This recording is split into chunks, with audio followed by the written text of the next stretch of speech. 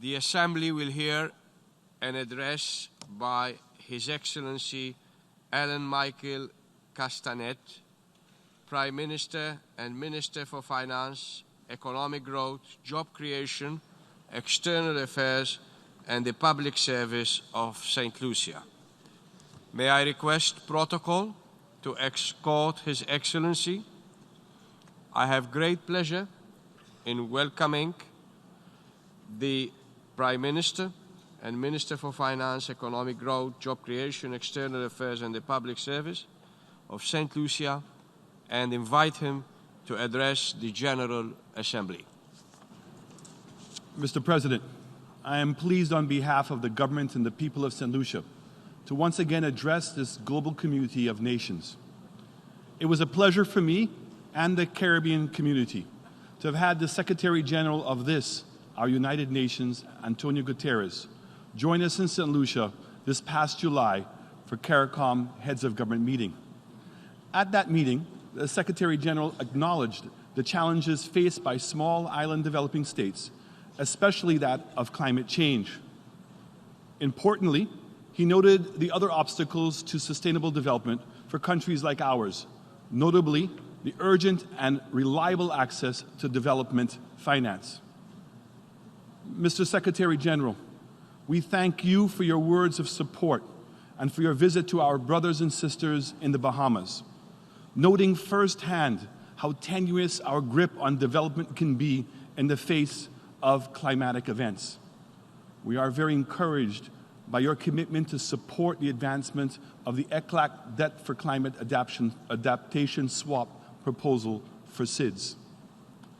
This initiative will go a long way, not only to free up domestic fiscal space, but also to establish a resilience fund to finance adaptation projects. St. Lucia looks forward to engaging with the international financial institutions and our partners to forge ahead towards implementation of this critical initiative. Mr. President, we opened this high-level week with a focus on climate change and climate action. St. Lucia, along with our fellow small island developing states, continue to make a strong case for urgent action. Disturbing fact is that every September when we gather here, it is against the backdrop of yet another devastating extreme weather event. Have we already forgotten what befell Dominica in 2017 when Hurricane Maria ravaged that island, causing a loss of 226% of GDP? Have we already forgotten Barbuda, laid to waste by Irma, or the British Virgin Islands and Anguilla? I saw the devastation in the Bahamas firsthand when I visited in my capacity as chairman of the Caribbean community. I saw the faces of people absolutely lost and desperate as they attempted to rationalize what had happened to them and, more importantly, what would happen next. As expected, they cried, they yelled, but ultimately, after the initial reflex empathy and emergency aid, they remain voiceless. We need to let them know by our actions that we hear them, we see them, and we will not forget them. Many of the victims of these devastating extreme weather events have to focus on surviving one day to the next. They no longer have the luxury to anticipate and plan for the future, when they cannot contemplate where their next meal will come from. We should act with the same urgency as a mother searching for her lost child. We should act with the same desperation of a father who has seen the roof of his family's home blown off.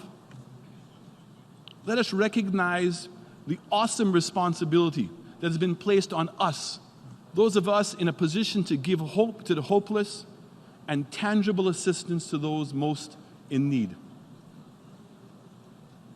To date, despite the overwhelming evidence, the tragic loss of lives, and the destruction of people's dignity, we unfortunately have failed. We're failing as world leaders to act with the urgency, and instead allowing too often the denials of a few to paper over the real existential threat to the lives and livelihoods of so many. Where is the action to deploy with immediate effect the resilient solutions and the commitment to wrestle to the ground the fact that a heating planet is to blame and the fact that we are the ones heating it? For the few who stand with us and have provided tangible assistance as we fight for our survival, we are grateful for the support thus far. But I dare say that given the magnitude of the problem, we only have begun to scratch the surface.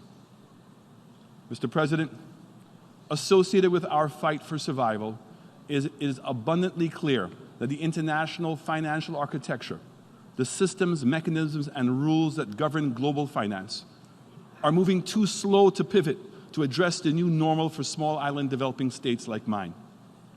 The inability and at times unwillingness to change the status quo as it relates to graduating countries out of programs and creating new financing vehicles can no longer be tolerated.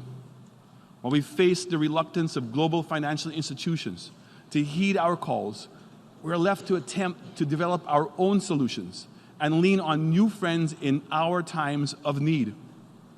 In fact, in the face of this new climate change reality, we're being forced to consider every and all options to ensure our survival and that of our people. One such step is the establishment of a special purpose vehicle dedicated to SIDS, through which the hope to mobilize financing for resilience. We truly hope that we will be able to interest member countries to join us in this very vital initiative. Mr. President, my island home of St. Lucia is small, just 238 square miles with a population of under 200,000 people. We are, however, fortunate to be members of strong regional institutions. Explore a little and you will note that as a sub-region, 8 countries within the Eastern Caribbean, including St. Lucia, use what has become the most stable currencies in the world, the Eastern Caribbean dollar. We share a single court system. We pool our resources in providing a large number of services for our people. In our wider Caribbean community, we cooperate even in more areas. A university of international renown, our own development bank, a common market, and a regional security mechanism are but a few of our successes. I highlight these achievements to signify that we are not a region of people who sit on our hands waiting to be rescued. In fact, as a region, we have worked diligently post-independence to establish the institutions and fashion the responses to deal with the challenges that confront us, and we have achieved much success in doing so. St. Lucia, like all the nations of the world, has a goal to chart a sustainable development path that benefits every last citizen, leaving no one behind. A goal to ensure that all are clothed, fed, and have a roof over their heads, with access to education, health, and security. To provide these basics that lay the foundation that will promise a better future. Is that not the aspiration that we leaders all have for our people? Yet in the face of our ambitious sustainable development goals, we SIDS continue to have to battle with insurmountable challenges, many as a result of rules and systems that do not create the mechanisms and the requisite urgency to address our unique challenges. Some of these rules impose arbitrary restrictions on states in the absence of credible evidence to support claims of wrongdoing. Our islands are being blacklisted, a demeaning and unfair practice that results in some instances to affect irreversible damage to our reputations. So for countries like St. Lucia, who has the ambition of self-sufficiency and aid-free, cannot exercise the will to participate in financial services, an area in which we have a comparative advantage. Mr. President, our government in St. Lucia believes that every single person matters. Every person has a contribution to make. However, to genuinely say they matter, we must give them the ability to be able to participate. If we are constantly moving from one crisis to another, our people are not going to be able to participate in these necessary changes. For the last 3 years, St. Lucia has been focused on trying to take control of our own destiny. One such way is our new partnership with the World Economic Forum to be the first country to implement the country financing roadmap. The CFR is a platform to support countries in making a transformative shift from funding to financing. It will harness the collective intelligence from the WEF's expansive networks and promote consensus on the main challenges that limit capital flows to St. Lucia. It will also leverage coordinated action to move from a holistic diagnostic to a country-specific tangible action plan. We are grateful for this opportunity to be the test case for this initiative and look forward to its success, and once successful, to be replicated across other states. Mr. President, last April, the foreign ministers of G7 expressed their support to the substantive participation of Taiwan as an active member in the International Aviation Community ICAO forums. St. Lucia endorses this call, as we believe that exclusion of active members for political purposes compromises aviation safety and security. The G7 has now added its voice to those who have long advocated for the inclusion of Taiwan in the work of the global community. As we continue our strides to implement the 2030 Agenda for Sustainable Development, the participation of small states and all states in various UN agencies and processes is critical to achieving our collective goals. We remain true to the agenda's clarion call to leave no one behind.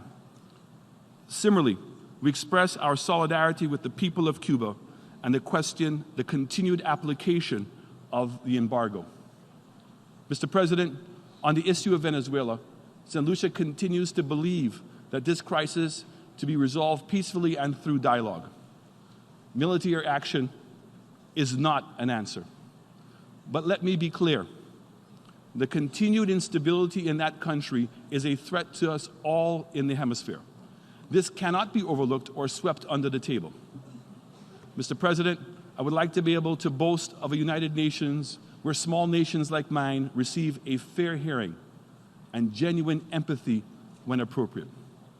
A United Nations where once the case is made, there is an examination of conscience followed by a commitment towards change. To some, this may seem like a high ideal, but I submit that this is the minimum owed to the states like St. Lucia. It is indeed the object and the purpose of the United Nations. Thank you.